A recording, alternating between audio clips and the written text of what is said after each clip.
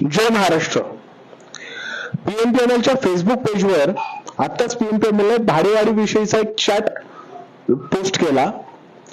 आता ती पोस्ट आल्यानंतर त्यांनी त्या पोस्टच्या वरती म्हणजे कॅप्शन मध्ये असं लिहिलंय की ही नवीन भाडेवाढ आहे जी 1 जून पासून लागू झालेली आहे वगैरे वगैरे बऱ्याच गोष्टी त्यांनी त्याच्यामध्ये लिहिल्या.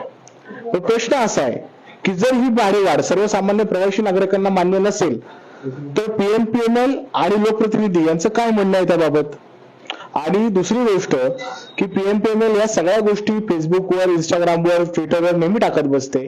पण ज्यावेळेस पीएमपीएमएलचा एखादा मार्गावरील बस सेवा अचानक बंद केली जाते ट्रॅफिकमुळे किंवा अन्य काही अडचणी येतात सेवा देताना पीएमपीएमएलला, त्या गोष्टी पीएमपीएमएल फेसबुकवर, इंस्टाग्रामवर किंवा ट्विटरवर टाकून लोकांपर्यंत का पोहोचत नाही.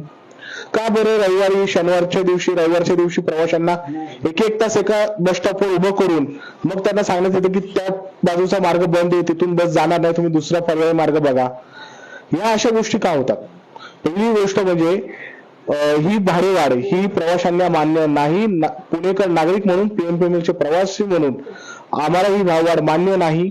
पुण्याचा लोकप्रतिनिधी याच्यात लवकरात लवकर लक्ष घालून ही भाववाढ मागे घ्यावी आणि पीएमपीएमएलनी सुद्धा या फालतूच्या पोस्ट करण्यापेक्षा लोकांच्या हिताच्या पोस्ट जर फेसबुक, इंस्टाग्राम आणि ट्विटरवरनं केल्या तर जरा जास्त बरं होईल.